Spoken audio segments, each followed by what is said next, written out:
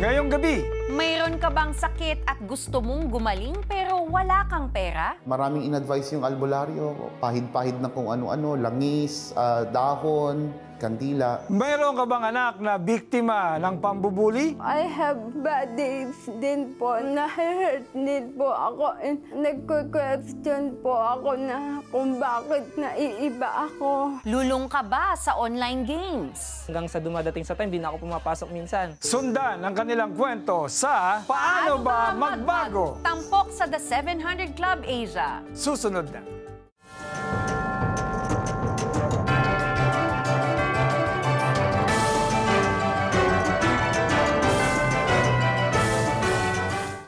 Welcome to the 700 Club Asia.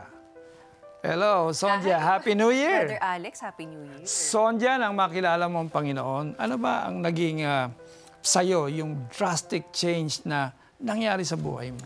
I'm sure relate ka, Brother Alex, madami.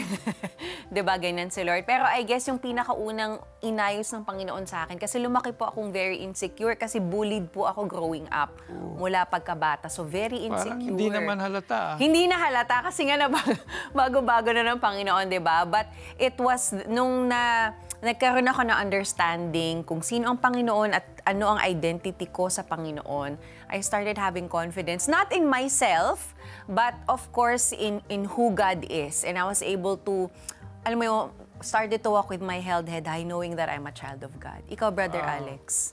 Ako, ay, ang dami. Kasi nung araw, very confident ako sa sarili ko. I would say, mayabang din ako kasi parang ano yung feeling ko, yung kailangan ko magkaroon ng exercise ko, yung leadership ko, yung authority ko, assert my destiny. Wala namang mali yan. Parang natotrouble ako kasi yung nagka-clash ako dun sa iba eh. Yung bang walang humility. Yun naman ang binago sa akin ni God. Alam niyo, wala talagang imposible sa ating Panginoon. Kayang-kaya niya tayong baguhin at kayang-kaya rin niya tayong pagalingin. 100% agree ako dyan, Sonja. Gaya ng naranasan ni Marvin, panoorin natin ang kanyang kwento. Dahil sa maagang paghihiwalay ng kanyang mga magulang ay namulat si Marvin sa kahirapan ng buhay. Bakit hindi ako lumaki sa isang pamilya na magarbo? Kung hindi biling luto yung aming kakainin, kahit kropek lang yan o chichirya lang yan sa tindahan, kakainin namin. Bagamat ganito ang kanyang sitwasyon, maaga rin siyang nakakilala sa Diyos. Noong bata ako, attending yung mga Sunday school classes, vacation Bible schools, and yung participation ko dun sa mga street evangelism ministry led me to know Jesus Christ as the personal Lord and Savior. Sa isang pagkakataon, nasubok ang kanyang pananampalataya nang magkaroon ng isang malubhang sakit. Dahil sa kahirapan, siya ay kumonsulta sa isang albularyo. Maraming in-advise yung albularyo, pahid-pahid na kung ano-ano, langis, dahon, kandila. Hanggang sa dumating ang time na exhaust na namin yung mga albularyo sa Cavite City halos, walang nakapagpagaling sa akin. Dahil hindi naman gumaling, napilitan silang magpakonsulta sa doktor. Doon nila napag-alaman na mayroong kidney infection si Marvin dulot ng pagkain ng maaalat. Hindi mo kailangan ng laboratory test para malaman na may dugo doon sa ihi. So alam ko there's really something wrong. Habang nagpapagaling, isang panalangin ang nasambit ni Marvin sa Panginoon. Habang nag-intensify yung takot ko, nag-intensify din yung prayer statement ko. Sabi ko sa Panginoon, Lord, pagalingin mo ko. Kung pagagalingin mo ko, magpapastor ako. Hindi ko alam na during that time na seseryosohin talaga ng Lord yung prayer ko. It was a prayer of desperation.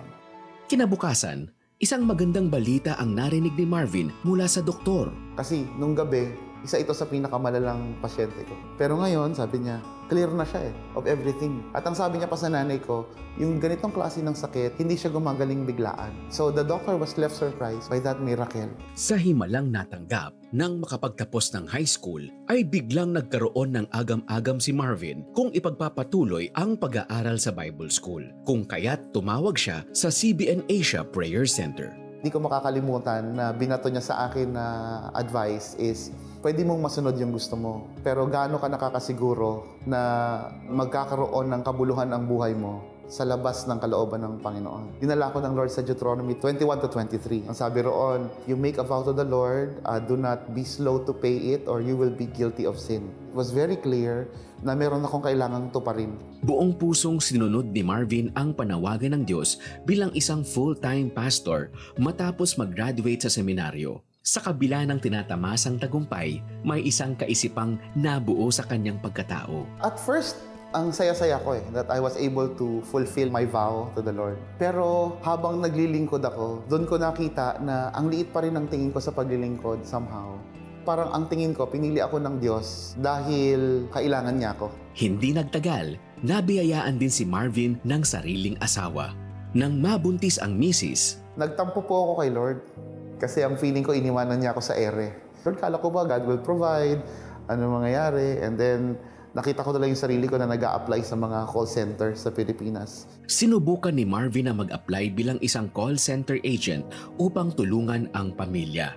Subalit, Dumating ako sa time talaga na parang cycle lang talaga ng poverty yung dinaranas ko. I was earning money, dumating naman sa point na naka-pick up financially, pero even with that, walang blessing dun sa sitwasyon kahit anong gawin ko.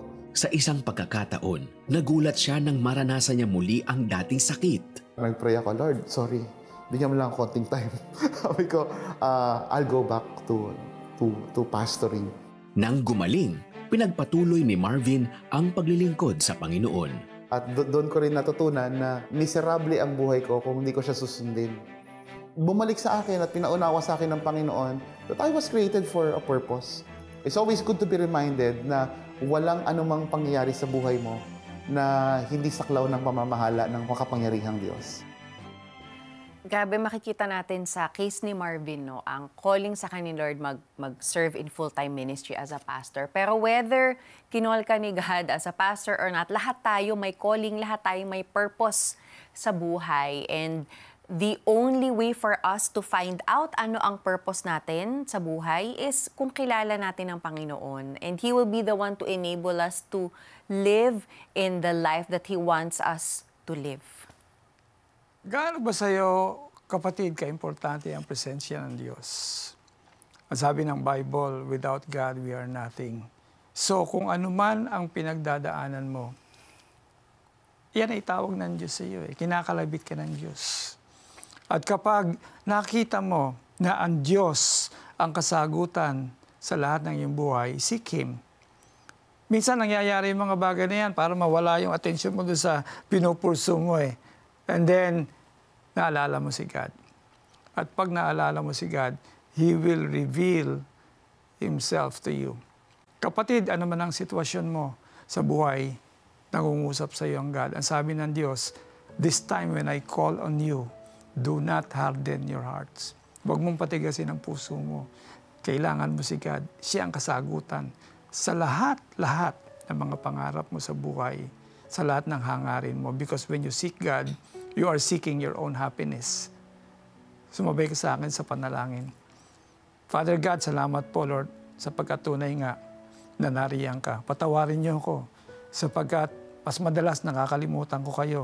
At ang sarili kong kagustuhan, sarili kong kalooban ang sinusunod ko. Pero ganun pa man, hindi mo ako pinababayaan. Pinagagaling niyo ako sa aming mga sakit. Sa lahat ng aking mga trouble, Panginoon, ay nariyan ka para iligtas ako.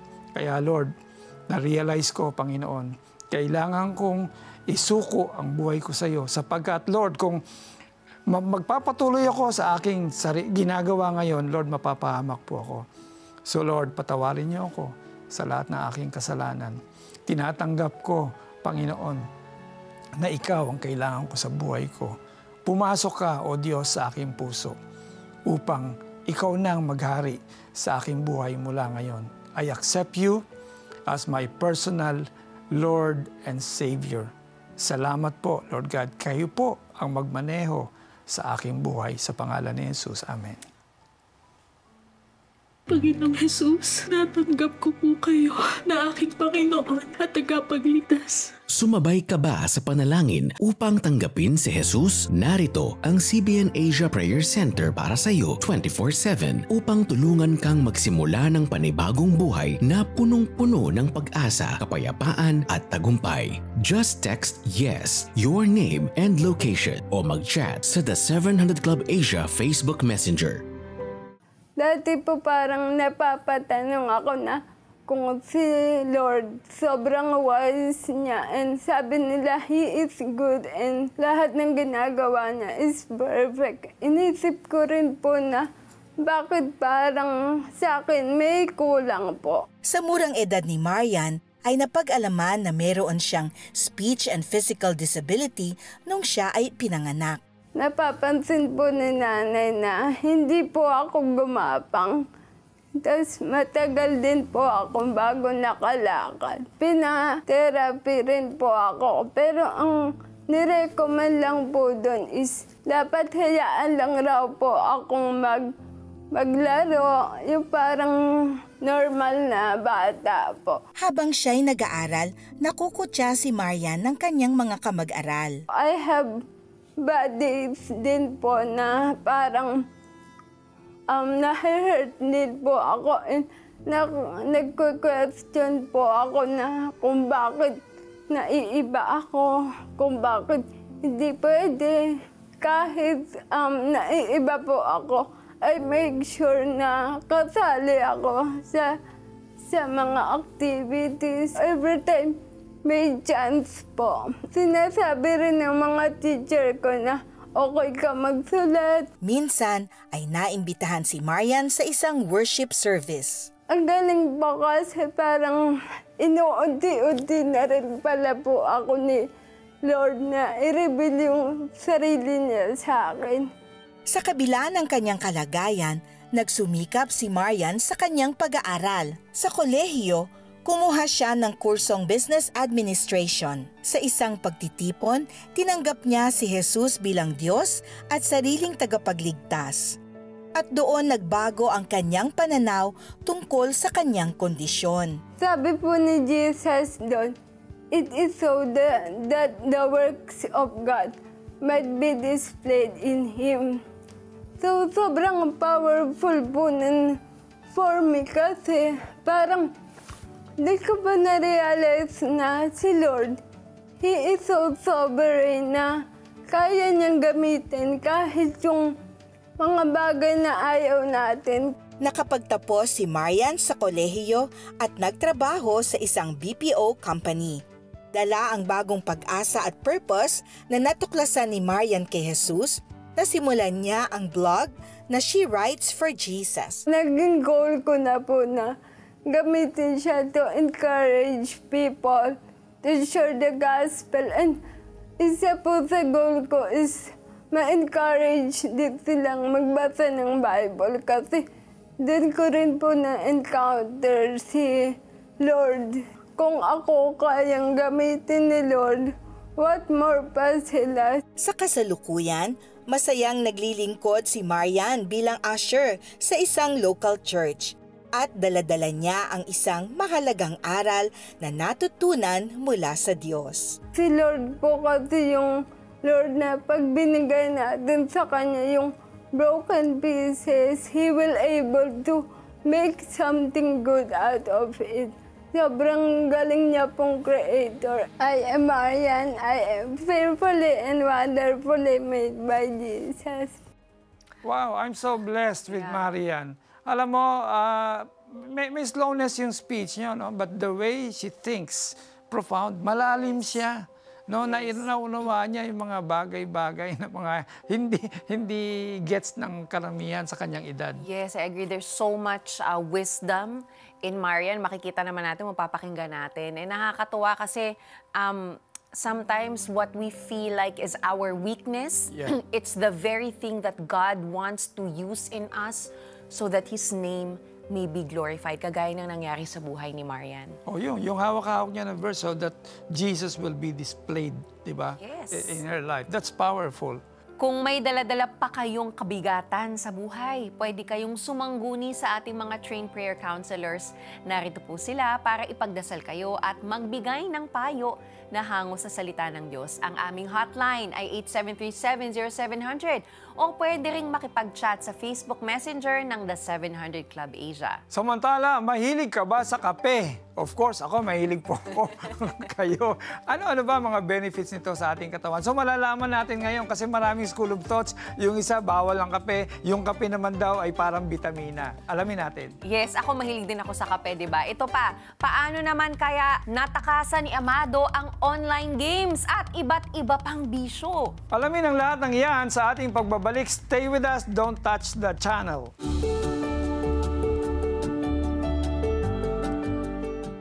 Being rich is beyond money and material wealth. To be rich is to be able to give freely and unconditionally. Get the keys to real fulfillment through the power of giving in an exclusive audio teaching by Peter Kairos. Real joy for any amount you choose to donate. You are giving because your heart is blessed, so you can always trust God to meet all your needs.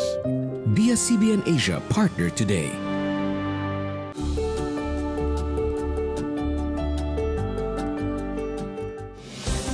Ito ang Facts Report. Ano nga ba ang mas gusto natin? Caffeinated or decaffeinated coffee? For me, caffeinated kasi comfort drink ko siya at saka para mas active ako sa mga daily activities ko. Caffeinated po kasi parang nakasanayan ko na rin po siya nung bata ko. Kasi parang mas parang mas dama ko po yung lasa nung kape po. Decaffeinated kasi I can sip it 2 to 3 times a day and hindi siya masyadong malakas yung tama. Sakto lang.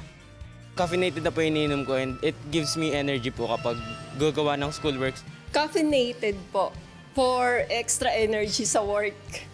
Mas prefer ko po yung brewed coffee siguro.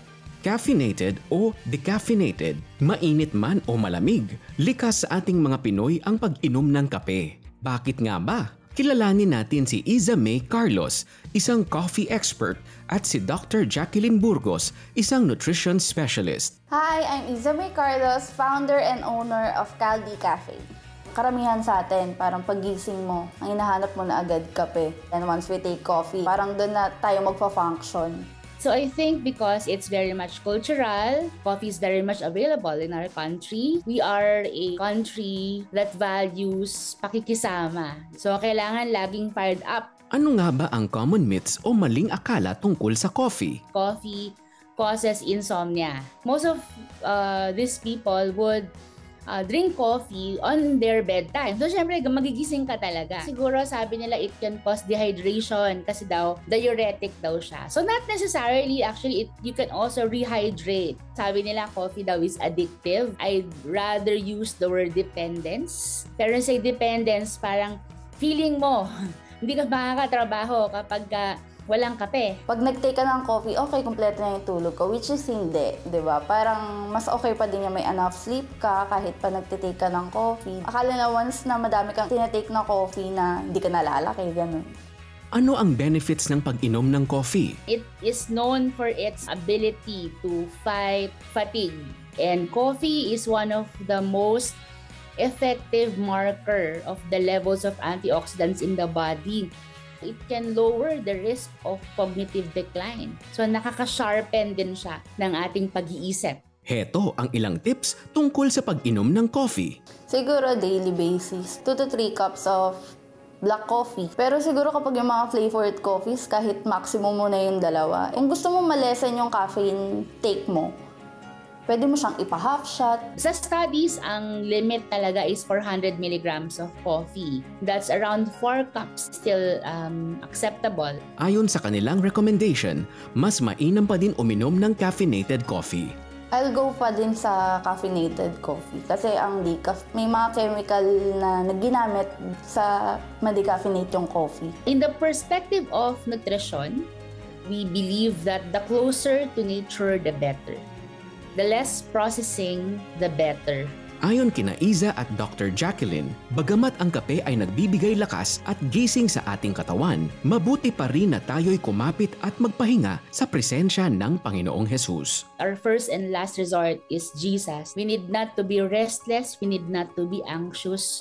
We need not to depend on anything or anyone because God is enough. Sobrang importante rin talaga ng faith kasi pag once sa Kanya ka nakinig, di Kanya talaga papabayaan. All you need to do is to believe na kung hindi man niya ibigay yung dinadasal-dasal mo, magtiwala ka kasi dadaling ka niya sa mas better opportunity. At ito ang Facts Report.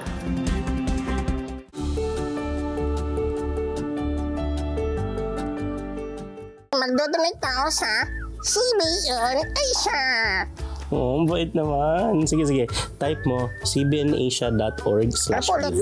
cbnasia.org/give. Yan. Okay pa. Oh, kaya mo na yan. Madali na yan. Ano? Tulungan niyo po. Ang dami pang itatype eh. Tapos 4 lang ang daliri ko. Tapos ang dami pang hihinging details. Iba na eh. Ay, iba na. Iba na po. Icons na oh. Opo. Nagbago na yan ang ito oh.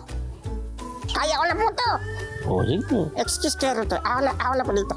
Relax na po yan. Yan. Pagkatapos ko, kaya Rodel, ikaw naman po mag-donate ha. Ikaw nga po, 5 daliri mo, di ka nagdo-donate eh. Anong hindi? Kaka-donate ko lang oh, sa cellphone. Sobrang dali na pala. Ano pa hinihintay natin? Donate na! Reach more, bless more, anywhere you are. Donate to CBN Asia using your GCash app. There are 2 ways to send your donation after you log in. Simply tap Send, then tap Send via QR. Scan the QR code. Enter the amount of your donation. Click Next, then tap Pay. Or you can tap the bills icon, then tap Others. Scroll down and tap CBN Asia. Enter the amount of your donation. Enter your 11-digit mobile number. Type your name in the account name. Then type your email address. Tap Next. Review the details, then tap Confirm. Give and be a blessing. To learn more ways on how to donate, please visit www.cbnasia.org/give.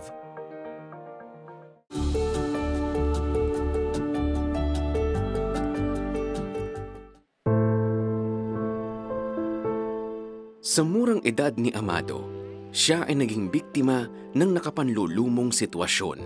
Ako daw nung bata, nalunod, nakuha na akong patay. Dami nangyari, 3 beses ako nalunod. Tsaka dumating din sa time na nawala daw ako, sabi nung nanay ko. Hinahanap nila ako kung saan-saan at meron lang nagsoli sa akin. Sa paaralan, si Amado ay puspusang nag-aral ng mabuti para sa kanyang kinabukasan. Nung bata kasi ako, grade 1 pa lang may medal na ako. Yun yung nag-boost sa akin na may kakayanan pala ako pagdating sa academics. Patuloy ang kanyang pagiging masigasig sa pag-aaral hanggang siya ay umabot sa high school. Subalit, nagkaroon ng suliranin sa kanilang pamilya. Noong second year ako, nag-asawa sa Bicol yung ate ko, nagtanan. Nangihinayang ako dahil supposed to be dapat pinakamasayang achievement. Parang sabi ko unfair dahil may medal ako, dapat na-appreciate. Dulot nito, kinausap si Amado ng kanyang ama upang mag-aral sa lugar na kanyang pinagtatrabahuan. Ngunit, nagdesisyon siyang maiwan at mag-aral dito sa Bulacan.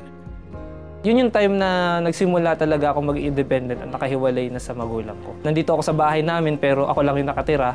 Pinapadalan lang ako ng pang-allowance. Nang mawalay sa mga magulang, matinding pighati ang naranasan ni Amado.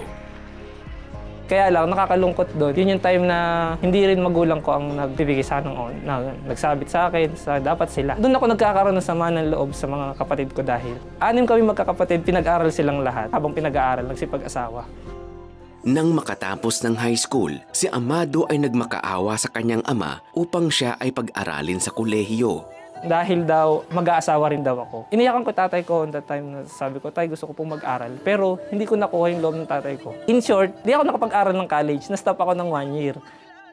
Bagamat natigil sa pag-aaral, hindi sumuko si Amado na makapag-aral siyang muli, kung kaya't naghanap ng scholarship at kumuha ng kursong engineering sa kolehiyo. Masayang-masaya ako dahil nakuha ko yung tiwala ng tatay kong muli na yung dating iniiyak ko sa kanya, ngayon pinag-aral niya ako. Sa kabila ng mga tinatamasang suporta mula sa ama, naimpluwensyahan si Amado ng mga masamang bisyo. Habang nag-aaral ako, nandun yung bisyo, inom. Na-addict din ako sa mga online games. Hanggang sa dumadating sa time, di na ako pumapasok minsan. At may mga bisyo na talagang mas inuuna ko. Habang nasa ganoong sitwasyon, naimbitahan si Amado ng kanyang mga kaibigan sa gawaing simbahan. Iba yung experience na na-experience ko. Doon ko na-experience, sabi ko, ang sarap sa pakiramdam na mayroon kang relationship sa Lord. At dito ko tinanggap talaga si Jesus Christ as Lord and Savior. Ditong September 26, 2010, doon nagsimula na itama ko yung sarili ko. Kayang baguhin yung buhay mo kahit na sa kabila ng kawalan ng pag-asa sa buhay. Pagka nagtiwala sa Kanya, kaya niyang baliktarin yung kwento ng buhay mo. Lalong-lalo na pag nagtiwala ka sa Kanya. Kasabay nito ang pagpapatawad ni Amado sa kanyang mga kapatid at pagsama ng kanyang mga magulang sa simbahan. Yung encounter ko sa Lord, doon ko nirelease lahat. Nung na-forgive ko sila, doon ko sinimulang mangarap. Sa tulong ng Lord, sa gabay ng Lord, hindi na dating ako ang tinutulungan. Ngayon, kahit paano ako naman yung nakakatulong at nakakapag-bless ng ibang tao. Makalipas ang ilang taon, nakagraduate si Amado sa kursong engineering at nakasama niya ang kanyang mga magulang. Bit-bit ang mga mahahalagang aral na natutunan. Nagtrabaho siya bilang project engineer sa isang kumpanya at patuloy ring sinusuportahan ang kanyang mga magulang para mapagawa ang kanilang bahay. Sa kabutihan ng Lord right now, at ngayon naman, yung ate ko, nung napaganda yung kanyang trabaho, kaming dalawa ngayon yung nagtutulong para ipagawa yung bahay namin. Kasabay nito ang aktibong pagbabahagi ng salita ng Diyos ni Amado sa mga estudyante at hindi siya nagsasawang tumulong sa kanyang kapwa. Doon yung nag-start na naging leader ako sa church, talagang nag-serve wholeheartedly sa Lord. Doon nag-boost yung ministry na ginamit ako ng Lord dahil binless mo ako ngayon, hindi ko ipagkakait yung blessing na meron ako. At kahit hindi lang sa pamilya ko, kahit sa ibang tao. Ngayon ko na nakikita kung ano yung purpose ng buhay ko. Kaya ang purpose ng buhay ko is to share the good news, to share the word of God sa maraming tao. Grabe. Yung nakakatawa kasi yung minention ni Amado, yung forgiveness, nung nagpatawad siya, doon talaga unti-unting lalong binago ng Panginoon yung buhay niya. At doon niya na-start makamit yung mga gusto niya sa buhay. At gusto ko rin sabihin kay, tulad ni Amado, ang buhay po ninyo, hindi po kayo biktima kailanman. Gaano man kahirap yan because ang gusto ni Lord, you will rise up beyond your situation. It's a story of never giving up and at the same time, yung plano ni God, yun ang hanapin nyo. Maraming salamat, Amado, sa pag-share mo sa iyong napakagandang istorya dahil dito nakita ang plano ni God para kay Amado at sa ating lahat kung taos-puso tayong susunod sa Kanya. Tama. Alam nyo, sa buhay, mahirap talagang magbago sa pamamagitan ng ating sariling lakas. Kaya humingi tayo ng lakas at gabay mula sa ating Panginoon. Walang imposible kay Jesus para magawa natin ang nakasaad sa Efeso 4:22-24. Iwan na ninyo ang dating pamumuhay. Hubarin na ninyo ang inyong dating pagkatao na nasisira dahil sa masasamang pagnanasa. Magbago na kayo ng diwa at pag-iisip. At ang dapat ninyong isuot ay ang bagong pagkatao na nilikhang kalarawan ng Diyos at nahahayag sa matuwid at banal na pamumuhay ayon sa katotohanan. That should be our daily prayer, to put on our new self for God's glory. At dito nagtatapos ang ating maikling kwentuhan. Stories of hope, faith, and love. Join us again tomorrow for another inspiring episode of the 700 Club Asia. God bless you more and more. See you next time. Yung asawa ko, mas lumala pa siya eh. Mas naging lulong pa siya sa bisyo niya. Lumalayo siya sa akin. I was at my most miserable point. It's very painful. But I also learned how to surrender everything to God. Hindi dahil ganito yung situation mo ngayon, papatayin mo na yung dream mo. So the fact na nilagay yan ni Lord sa puso mo, may gusto siyang pagawa sa'yo. Commit to Him your desires of your heart and then let Him establish your plans.